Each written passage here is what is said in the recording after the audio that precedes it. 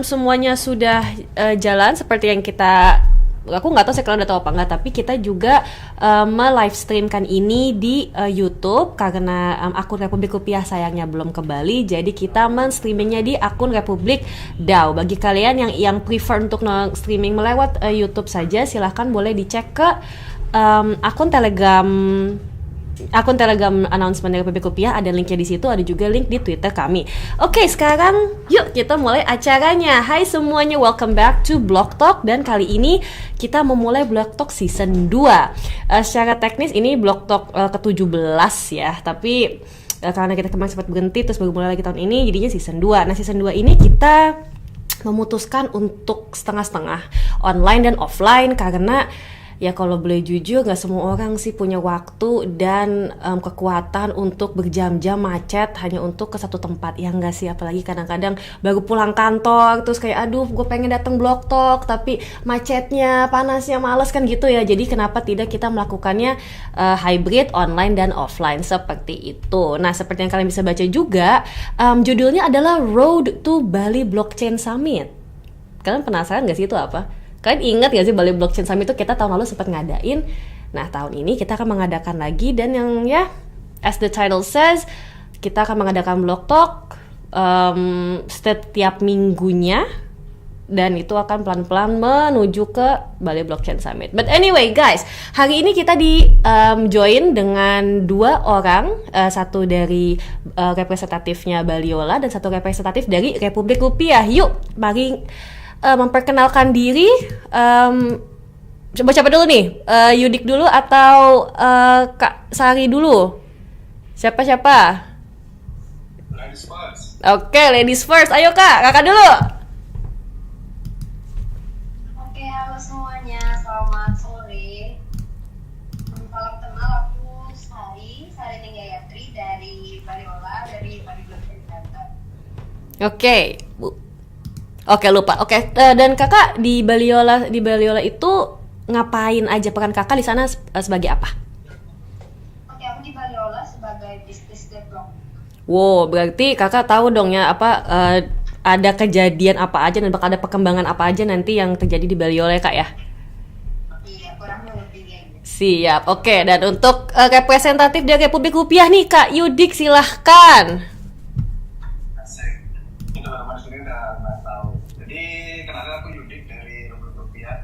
Di Republik Rupiah product manager juga. Jadi kita ada something lah untuk programnya dan juga researcher juga di Republik Rupiah. Oke. Aku dengar Kak Yudik ini juga cukup aktif ya di dunia kripto, bukan cuma perkriptoannya aja, tapi benar-benar terjun ke banyak komunitas gitu. Iya, beberapa ada sih bantu ikut untuk building komunitas, habis itu kayak kontribusi di beberapa komunitas juga di proyek-proyek kripto atau blockchain itu yang lumayan aktif sih. Oke. Waktunya aktif ya. Ternyata 24 jam ya. Betul. Oke. Jadi gini, kita langsung aja kali ya, kan di flyer ada tuh topiknya gitu kan, Road to Bali Blockchain Summit. Apa sih pentingnya, apa sih perannya dari event-event online dan juga event offline? Apa sih kontribusi event seperti itu ke dalam komunitas kripto itu sendiri? Nah, kenapa kita mengundang Kak Sari sama Kak Yudik? Karena kita mau melihat dari sisi bisnis market Web 2-nya, yaitu Kak Sari yang tentu lebih paham, sama dilihat juga dari sisi Web 3-nya. Apakah ada kontribusi yang signifikan bagi perkembangan komunitas kripto itu sendiri? Itu dari sisi Kak Yudik. Oke. Nah, lanjut langsung aja kita ke pertanyaan paling pertama nih. Bagi kalian, dari sudut pandang kalian masing-masing dan dari background kalian, kenapa acara kripto bukan offline, kenapa acara kripto in general itu penting dalam ekosistem? Siapa dulu nih yang mulai? Lah, kok diem? Oke, mulai Kak. Oh iya, Iya, duluan. siapa? Ayo. Ya, aku dulu kali ya. Oke. Iya. Oke. Tadi pertanyaannya kenapa acara kripto offline itu Ya. penting untuk ekosistem blockchain ya? Ya. Ekosistem blockchain bukan? Ya, betul. Oke. Kalau menurut aku dalam bentuk offline ini penting karena memungkinkan para peserta itu untuk bisa berkoneksi secara lebih luas lagi, terus kita juga jadi bisa bertukar ide, dan tentunya di acara itu kita juga bisa belajar banyak hal baru ya. Itu sih kalau dari aku. Oke, berarti lebih ke networkingnya ya, asik kalau ngelihat apa namanya orang face to face gitu ya Kak ya. Oke. Kalau dari sudut, berarti kalau gitu itu bukan untuk blockchain aja ya Kak, tapi in general juga berarti pentingnya event offline ya berarti Kak ya. Oke. Nah, terus kalau untuk Kak Yudik nih, kalau menurut Kak Yudik gimana? Oke, kalau menurutku event offline ya, terutama offline itu kenapa penting, sangat penting sih menurutku. Jadi kalau dilihat dari keseharian kita di Web3 kan yang udah online itu pasti boleh dong kita ngeliatin layar gitu tiap hari. Kalau event offline itu bisa diselingi dengan panggung, misalkan event pribadi itu kan biasanya diadain yang di tempat yang dirinya juga mendukung gitu. Jadi sekalian refreshing, dan juga kalau mengenalin orang secara offline itu lebih apa ya, lebih dekat aja rasanya gitu, lebih intimate gitu kalau kenal sama orang. Jadi menurutku sangat penting ya kalau bicara networking juga itu lebih enak ngomong secara face to face. Jadi kayak kesannya lebih hangat aja gitu dibanding ngobrol online. Kalau beberapa sih cara pengalaman lebih enak offline sih dibanding online. Ya lebih keakrabannya itu lebih terjaga untuk kedepannya gitu. Oke. Trustnya lebih terbangun sih, karena kan yang paling penting itu building sesuatu tuh dari trust gitu. Oke, iya sih, kayak apa namanya ngedatengin kayak hai gitu kan, gimana kabarnya, salam tangan apa segala gitu, kayaknya emang lebih gimana gitu. Nah, tapi berhubungan dengan apa face to face, kata Kak Yudik juga bakal lebih hangat gitu kan. Ada hubungannya nggak sih apa namanya pengadaan acara offline dengan meningkatkan kepercayaan dalam komunitas kripto? Kalau menurut Kak Yudik ada nggak? Oke, sama yang tadi aku bilang sih, membangun trust ya, karena itu yang paling sulit ya di industri pastinya. Kalau kita mau invest ke orang itu, ke project kan kita ngeliat orangnya kan gitu. Jadi kan ada beberapa project yang emang tidak doxing, kemudian ada beberapa juga yang emang udah doxing. Jadi pasti kita milih kan yang udah doxing gitu, karena kita tahu backgroundnya gimana gitu, secara dia history bangun project itu gimana gitu, kita tahu lah background seseorang gitu. Kalau secara event kita kan pasti mencari network ya, entah itu network feature bisnis kita atau apapun itu untuk relationship gitu. Jadi kita pasti milih orang itu yang berdasarkan historinya dan juga integritas gitu. Lebih enak sejadinya kalau offline gitu. Itu sih pentingnya membangun trust lebih enak kalau dari offline gitu. Oke, terus kalau bagi Kak Sari, opininya seperti apa nih?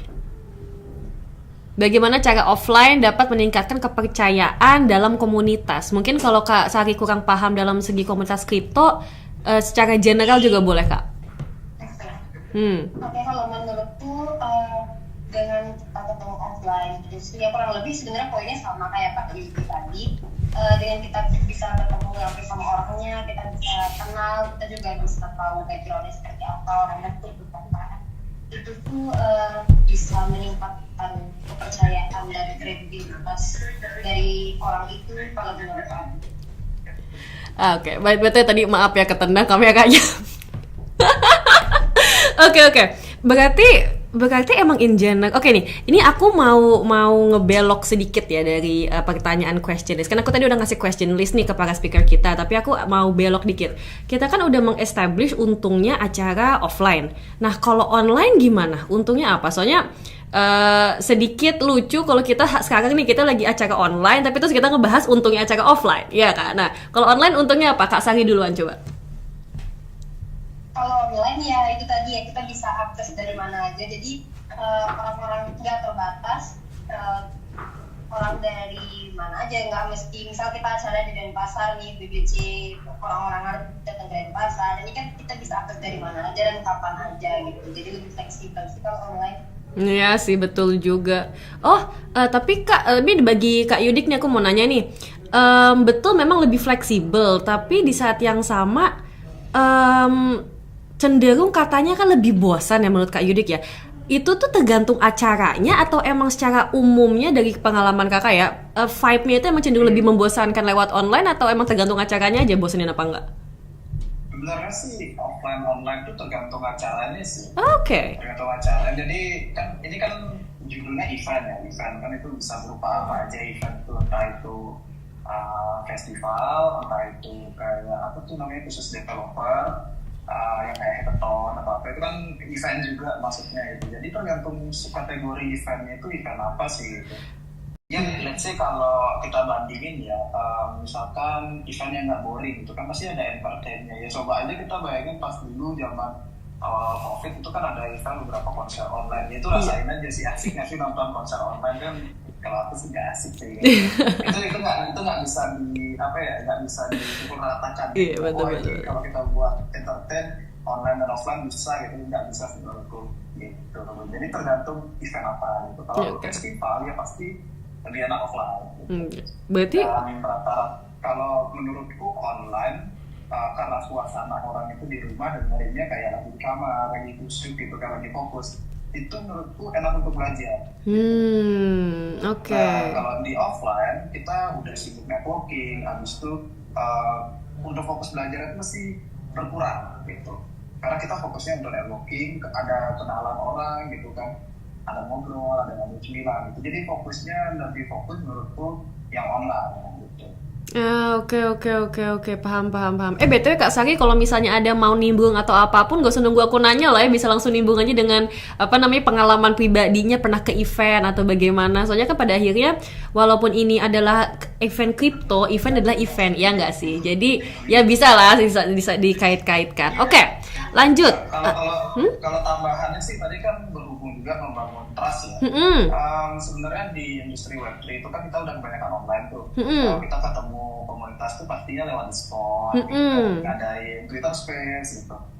Nah, tapi setiap proyek tuh biasanya ya kebanyakan beberapa proyek itu buat juga kayak meetup atau gathering atau apa gitu. Kayak Rupiah juga dulu kan pernah juga pas tahun 2022 ya itu buat gatheringnya sendiri gitu. Pasti beda feel-nya gitu. Walaupun kita udah sering ketemu online kayak chat di Telegram, video call dan lain-lain, ya pasti lebih erat kalau untuk event offline gitu sih. Terakhir 2022 ya Bli ya? Nah, berarti udah saatnya kita mengadakan lagi. Itu udah saatnya Public Rupiah mengadakan lagi meet up ya nggak sih? Iya, itu gimana guys? Kita adain lagi guys. Oke, nah lanjut nih ke pertanyaan yang ada di question list.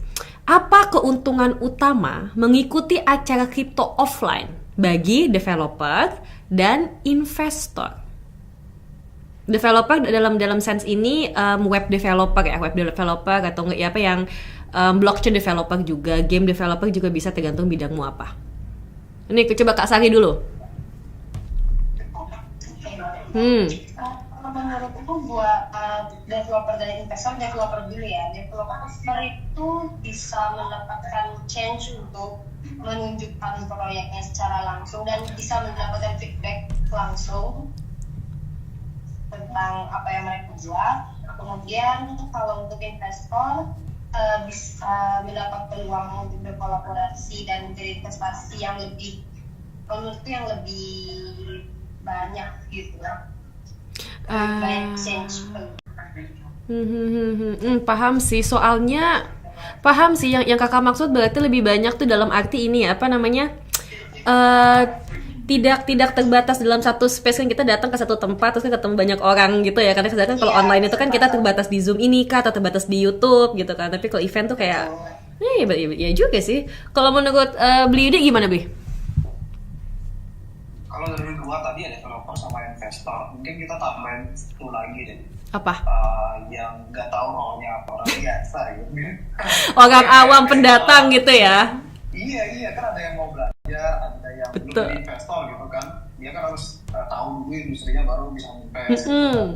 Nah itu banyak sih keuntungannya. Satu dari developer, jadi gini, di dalam membangun project itu ada tipikalnya yang orang itu punya banyak ide gitu. Tapi dia nggak bisa coding gitu.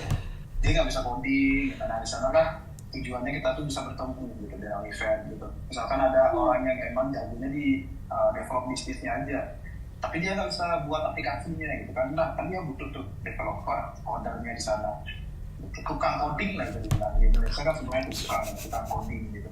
Nah itu sih perlunya untuk bertemu itu di sana. Jadi yang non-tech, habis itu yang tech, itu semuanya sih. Kalau dari segi investor, kenapa sangat penting? Ya kembali tadi, kita tuh invest ke proyek, pasti kita tuh melihat segi utamanya itu dari sisi foundernya gitu.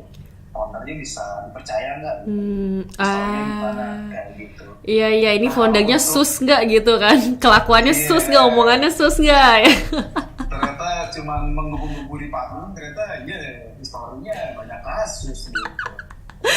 Iya juga sih. Kalau dari segi orang yang baru mau belajar gitu kan, baru belajar kan biasanya gini ya, aduh Pak saya belum investor, saya bukan developer, minder jadinya datang gitu.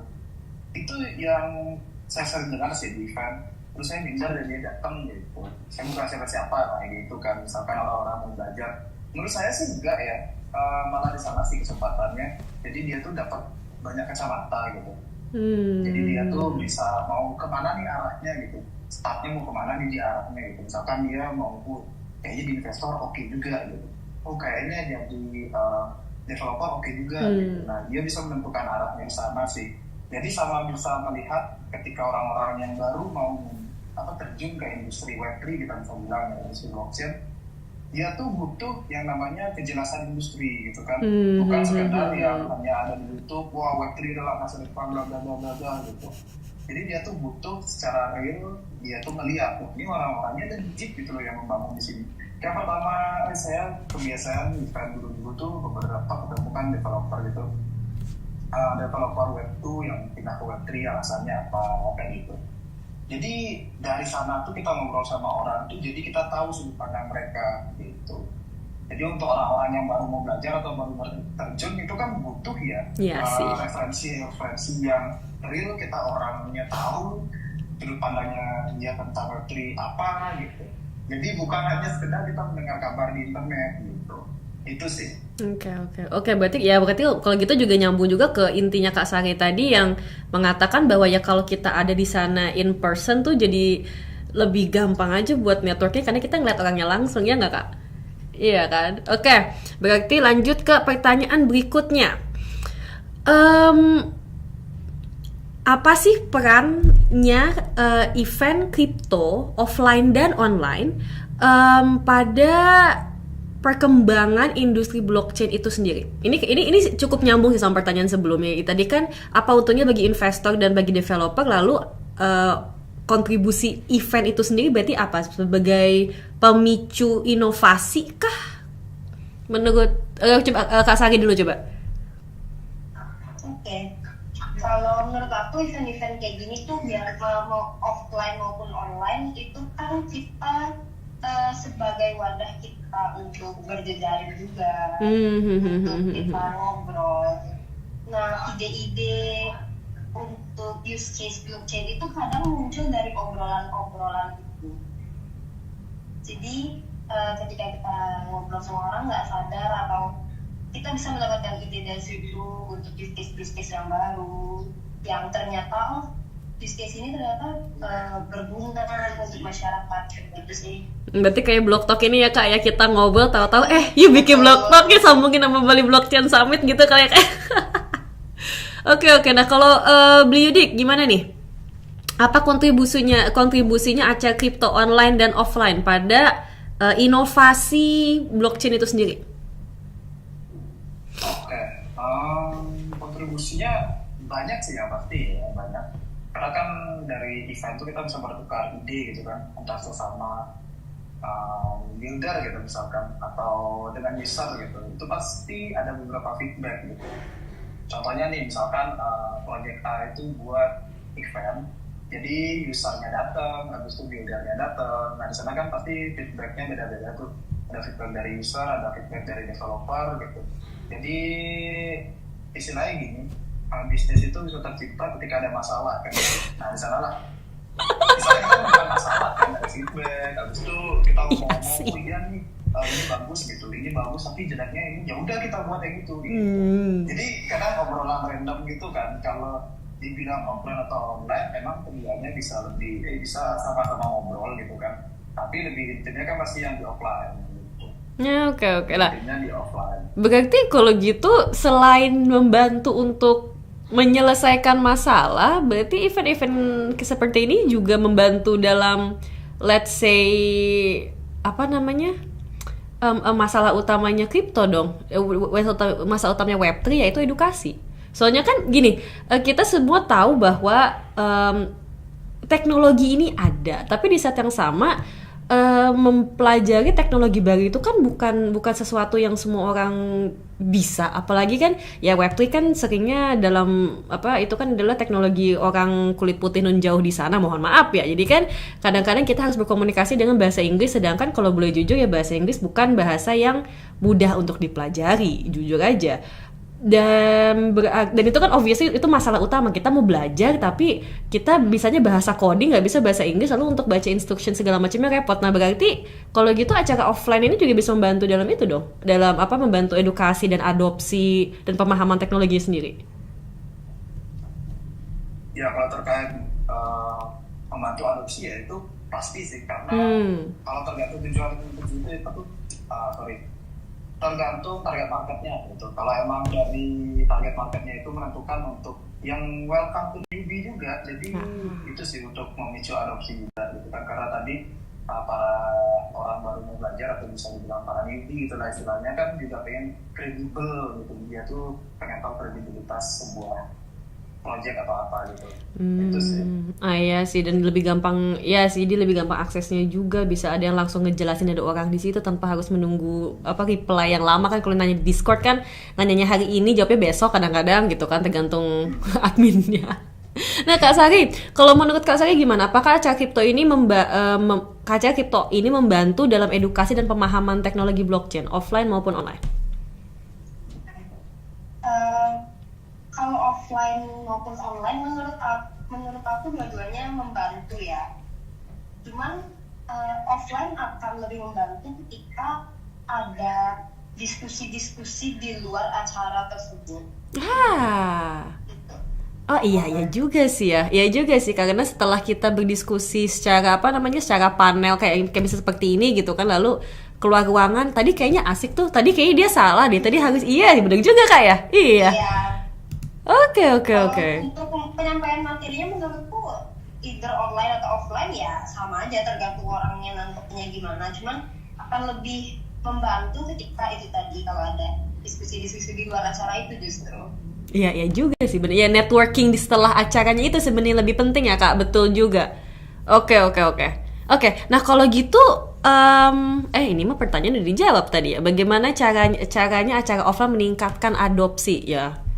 Udah dijawab tadi sama Kak Yudik. Tapi boleh deh Kak dijelaskan lagi, mungkin di breakdown lagi kenapa saya mati. Ya kenapa layarnya mati? Aduh. Oke. Ya mungkin sambil ada anak videografi yang datang ke sini dan membantu, aku akan lanjut berbicara. Bagaimana cara acara offline itu meningkatkan adopsi teknologi blockchain? Jadi kata beli membantu adopsi, tapi seperti apa? Bagaimana prosesnya? Membantu meningkatkan adopsi. Yosh. Oke, jadi seperti awal tadi ya, kan problemnya itu adalah di edukasi gitu kan. Di mana-mana kan edukasi itu sebuah hal yang harus dipush gitu kan. Kalau kita datang ke sebuah acara gitu kan, kita masih baru, anggapannya aku baru gitu, aku datang ke acara Web3, blockchain gitu dan lain-lain. Nah tuh selain kita bisa dengerin materi gitu kan, habis itu setelah acara ya tadi Kak Sari bilang itu kita kan bisa ngobrol-ngobrol tuh. Nah kita juga bisa nanya cara untuk langsung terjun gitu. Misalkan hal simpel gitu kan, gimana sih caranya pakai wallet gitu. Apa sih sebenarnya Web3 itu contohnya kayak gimana? Nah itu kita langsung on time gitu, on time. Iya kita langsung live, kita langsung belajar gitu. Jadi kayak ini caranya mungkin kayak gini kayak gitu. Jadi lebih cepat sih jadi yang belajarnya kayak gitu untuk dalam hal adopsi ya gitu. Oke. Kita belajar itu kan sebenarnya udah banyak tutorial tapi kita tuh punya pertanyaan di dalam otak itu pasti 1.000 pertanyaan dan itu nggak terjawab secara langsung gitu. Jadi kita di komen di YouTube kan katanya komen kalau dibalas gitu. Kalau enggak kan kita bingung sendiri juga. Nah di sanalah perannya komunitas gitu. Komunitas kayak Republik Rupiah itu kan kita punya juga channel Telegram untuk tanya jawab, saling sharing gitu kan. Nah itu bisa dilakukan secara online, tapi masalahnya kan nggak semua orang online langsung jawab. Iya, Tapi betul. juga nggak 24 jam online gitu. Oke. Itu sih pertanyaannya. Berarti intinya adalah ada demo langsung dan bisa langsung memberikan pertanyaan, bisa langsung menanyakan pertanyaan di saat itu juga, jadi satset gitu lah, ya lebih gampang dan jelas ya. Oke. Ya udah Kak, kalau gitu aku mau, ini kayaknya pertanyaan buat Kak buat Kak Sari nih. Kak Sari, bagaimana acara offline dapat membantu startup blockchain dapat pendanaan? Jadi bagaimana cara mereka membantu untuk ketemu investor dan VC dan segala macamnya? Oke.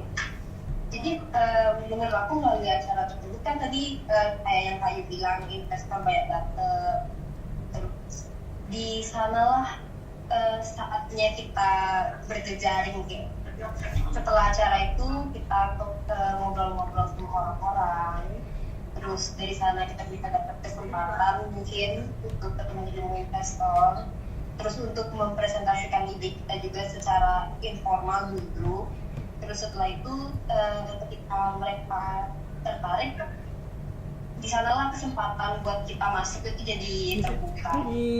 Gitu langsung langsung kayak iya, tapi benar juga sih Kak, karena kalau ketemu langsung informal tuh kayak lebih mau denger nggak soal project gue gitu kan, dan lebih menggebu-gebu gitu Kak. Iya juga sih, benar juga. Oke.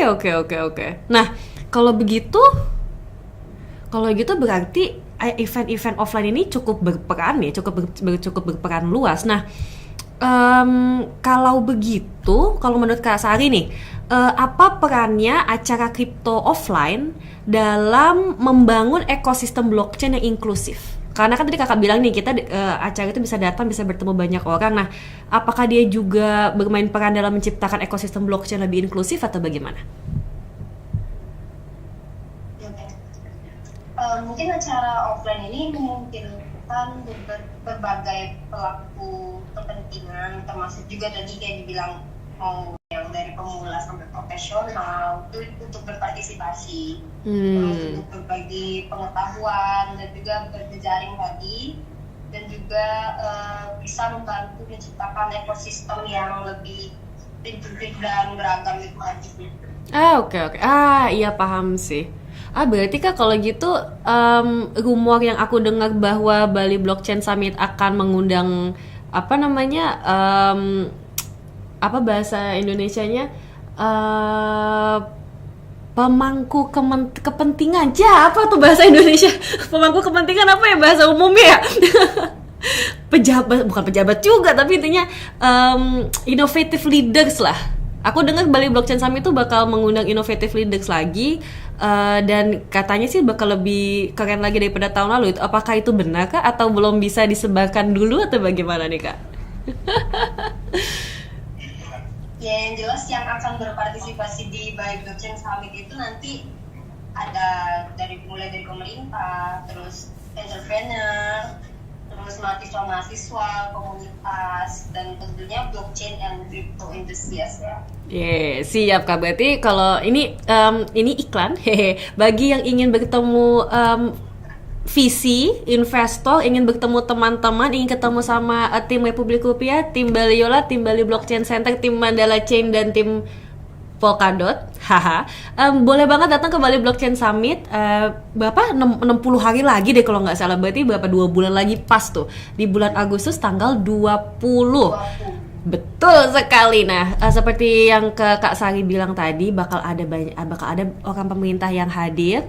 Jadi itu adalah kesempatan bagi kalian untuk bagi-bagi CV. Ya kan, bagi-bagi nih project saya itu, kali aja ada yang ada yang menarik perhatian orang pemerintahan kan, siapa tahu bisa didukung oleh pemerintahan seperti itu.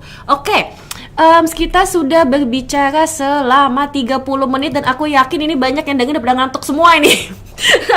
Udah ada bapak yang ngantuk. Oke, berarti saatnya kita percepat saja. Dua pertanyaan terakhir, dan ini yang paling penting sih bagiku. Pertanyaan pertama adalah, apa tantangan utama dalam menyelenggarakan event offline, apalagi kripto? Dan pertanyaan yang kedua adalah, apa sih yang menentukan sebuah event itu sukses atau tidak? Nah, oke, silahkan nih Beli Yudik sama Kak Sari, silahkan pilih mau jawab yang mana. Tapi tantangan ya, membahas tantangan mengadakan event offline. Kan saya dari beberapa waktu lalu pas di kampus juga jadi organisasi event juga kan, terutama event konser sendiri waktu itu yang konser besar. Dan kalau sekarang kan event itu lebih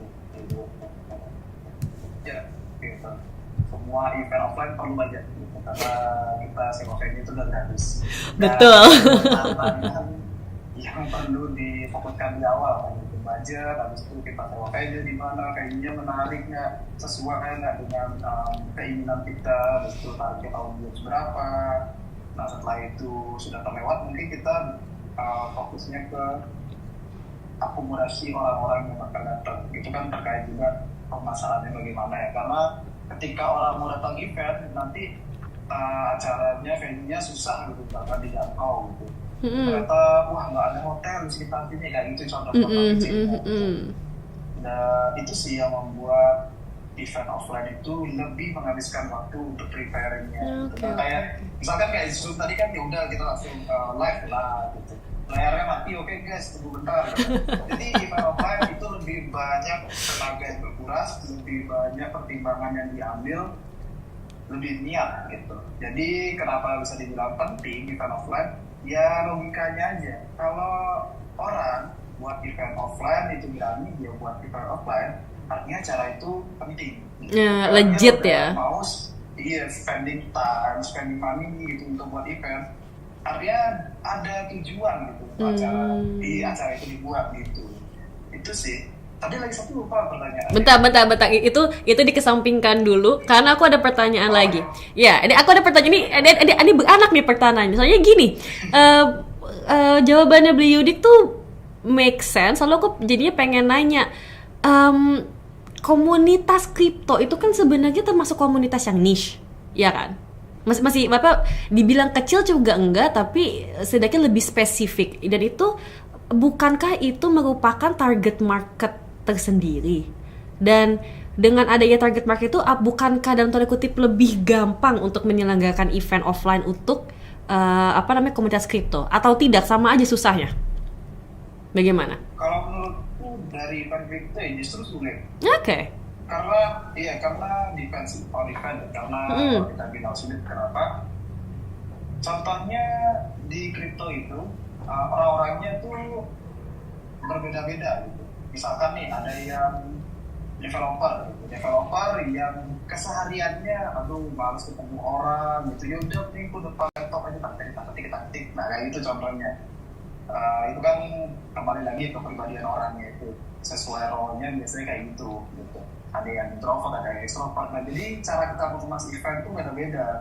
Yang kita tujukan ini untuk siapa? Misalkan event untuk para developer itu ada hackathon gitu. Misalkan kita mau buat in general gitu, investor, habis itu retail juga datang, yang mau belajar bisa datang, semuanya bisa datang. Ya udah mungkin bisa kita buatkan secara festival atau meetup atau apapun itu gitu. Atau juga kalau kita emang fokus di adopsi tadi untuk menyambut orang-orang baru yang pengen belajar lebih lanjut, kita juga bisa buat event yang khusus untuk edukasi aja gitu. Kayak Revolutopian juga kan rencananya gitu, buat webinar yang benar-benar khusus. Kita itu beberapa jam kita bakal ajarin yang niat belajar, kita bakal ajarin dari basic banget. Jadi kadang itu kan kita skip basic gitu, taunya kripto itu trading gitu aja kan. Jadi kita mau benerin aja dari basic sampai basic itu kelar semua, baru deh kalian bisa next level gitu. Jadi itu sih tergantung eventnya. Kalau dibilang susah ya pasti susah, gitu. Oke. Kalau in general lebih ke festival. Oke. Nah, ini Bli tadi ngebahas webinar. Tahan dulu karena aku mau nanya lagi detail soal itu. Nah, kita belok ke Kak Sari dulu. Berarti Kak Sari kira-kira jawabannya ada yang mau ditambahin nggak ke jawabannya Bli Yudik? Atau mau ngejawab pertanyaan yang keduanya aja nih? Kalau untuk tantangannya kayaknya udah semua. Udah semua, oke. Oke, berarti kalau gitu pertanyaan kedua buat Kak Sari ya. Bagaimana cara mengukur keberhasilan sebuah acara kripto? Apa patokannya? Oke. Mungkin lebih dari feedback pesertanya ya. Peserta, terus kalau kedepannya kita bisa tahu jumlah kolaborasi yang dihasilkan agar acara tersebut, terus pengetahuan yang diperoleh, terus kalau misal ada transaksi juga, jumlah transaksi dan jumlah investasi yang dihasilkan dari acara tersebut itu sih. Oke. Oh iya ya, paham. Berarti apa namanya, kita bikin Bali Blockchain Summit gitu kan tahun lalu. Terus lalu dari acara itu kita mendapatkan koneksi dari ABCDE yang tahun ini akan membantu kita membuat itu lagi seperti itu, karena lalu ada. Oke, iya juga sih jumlah audi. Berarti kalau gitu angka ya. Berarti lebih ke angka dan juga ke, kalau menurut Kak Sari, perasaan senang dan feedback feedback pendatang itu juga sangat penting ya. Tapi Kak, menurut Kakak lebih penting feedback online atau feedback offline? Maksudku offline gini, kayak feedback orangnya langsung ngomong ke panitia gitu, Kak ini acaranya bagus banget, terima kasih, gini-gini kan. Atau lebih penting yang online, yang orang tuh posting di Instagram di mana-mana, di WhatsApp, di Twitter. Ini gue tuh habis kesini loh, karena yang satu menghasilkan FOMO, tapi yang satu lagi itu lebih word of mouth. Menurut Kakak gimana? Apakah sama-sama penting atau bagaimana? Sebenarnya yang tadi kayak Kakak bilang, yang satu secara nggak langsung juga menyebarkan acara kita yang udah berlangsung dengan sukses, tapi yang satu mengapresiasi secara personal gitu ya. Sebenarnya dua-duanya menurut aku sama-sama penting, sama-sama berkesan ya kalau misalkan aku sebagai penyelenggara event. Cuman yang online itu di zaman sekarang udah yang kayak gimana ya, kita bisa repost, ya udah tinggal repost aja, entah menurut kita itu beneran bagus atau enggak, ya penting ya formula tadi kita datang nih ke acara itu, bisa jadi kayak gitu kan. Cuman ketika ada orang yang menyampaikan secara personal, ya kalau menurut aku itu lebih berkesan sih. Beda efek, berarti sama-sama penting tapi beda efek gitu ya Kak ya. Penting, betul. Ya udah, oke, kalau begitu pertanyaan sudah habis. Bukan, aku ada pertanyaan satu lagi buat Bli Yudik. Tadi bilang apa soal webinar, Bli? Katanya GPB Rupiah akan mengadakan webinar, itu kapan, Bli? Termute suaramu. Oke. Sorry. Rencananya sih di bulan-bulan ini kita start, atau di bulan selanjutnya. Jadi itu rangkaian acara juga untuk kita menuju Bali Blockchain Summit ya, Bali Blockchain Summit. Jadi kita di sini terbuka untuk teman-teman yang pengen belajar dari basic banget. Jadi kita bakal ajarin secara detail gitu kan. Ya pasti menggunakan bahasa yang mudah dimengerti gitu kan. Karena nggak semua orang ngerti bahasa teknikal banget gitu kan. Jadi kita berusaha kemas itu menjadi bahasa yang ringkas. Dan mungkin kita akan jabarkan, kalau kita bisa sambil gambar juga gitu. Jadi lebih intens, karena yang pasti ini bakal kita adain secara tertutup dan terbatas gitu. Okay. Gitu. Karena biar intens aja sih, daripada datang nanti kan cuma datang aja habis itu di-mute gitu kan. Bukan di-mute, dimatiin gitu soundnya, nggak didengerin kan percuma juga. Iya, betul. Jadi kita emang nyari yang benar-benar niat sih gitu. Karena kalau melihat momentum untuk belajar sekarang ini, kan sekarang udah mulai banyak orang-orang tuh lebih aware gitu kan tentang Web3 dan juga crypto. Jadi lebih baik sekarang belajar biar nggak salah jalan gitu. Betul itu sekali sih. Karena tahun-tahun ini kayaknya momennya bagus banget untuk mulai belajar gitu. Iya, betul. Dari segi investasinya, buat teman-teman yang baru masuk, bukan dari segi investasinya, tapi peluang kedepannya. Peluangnya itu kan saat peluang kerja. Iya. Teman-teman yang masih ngampus gitu kan. Jadi kita bisa melihat, wah ini industri baru masih kecil, saingannya masih dikit nih. Kalau kita di sini bersaing, kayak oke. Jadi kita belajar dulu gitu. Kalau web itu kan udah udah sangat banyak ya persaingannya. Betul. Itu sih lebih enak ngajarin kayak misalkan 50 orang gitu. Nanti kan kita belum tahu ya berapa total yang kita buka sih-nya gitu. Jadi kayak ngajarin 50 orang tapi kondusif dan mereka benar-benar niat belajar, itu lebih enak sih daripada ngajarin 1000 orang lebih yang ada di belakang, ada yang aku buka juga dan HP. Enggak enak sih. Jadi kita benar-benar buka untuk yang niat belajar gitu sih. Pengalaman pribadi ya, kalau ada event atau ada acara atau di pojok belakang main HP kayak aduh nyorak ngomong apa gitu. Oke, berarti kalau gitu Republik Rupiah akan mengeluarkan announcement soal webinarnya itu mungkin dalam beberapa hari ke depan ya. Tinggal kalian cukup pantengin aja Twitter dan Telegramnya Republik Rupiah. Perihal YouTube Republik Rupiah, kita masih mengusahakan ya, kita masih menteror YouTube terus-menerus, tenang saja. Dan apalagi kayaknya, oh iya, Kak Sari silahkan ingin mempromosikan Bali Blockchain Summit. Ayo Kak, silahkan. Oke teman-teman, Bali Blockchain Summit yang dari tadi udah dibilang-bilang, sebenarnya apa sih Bali Blockchain Summit itu ya? Di Bali Blockchain Summit ini semacam perayaan tahunan ekosistem blockchain gitu, yang diprakarsai oleh Bali Blockchain Center dan Backcraft Denpasar. Oke. Tahun ini akan diadakan tanggal 20 Agustus di Bali Blockchain Center di Dharma Negara Alay. Betul, berarti karena didukung oleh Backcraft dan didukung oleh Backcraft ya Kak ya tadi ya?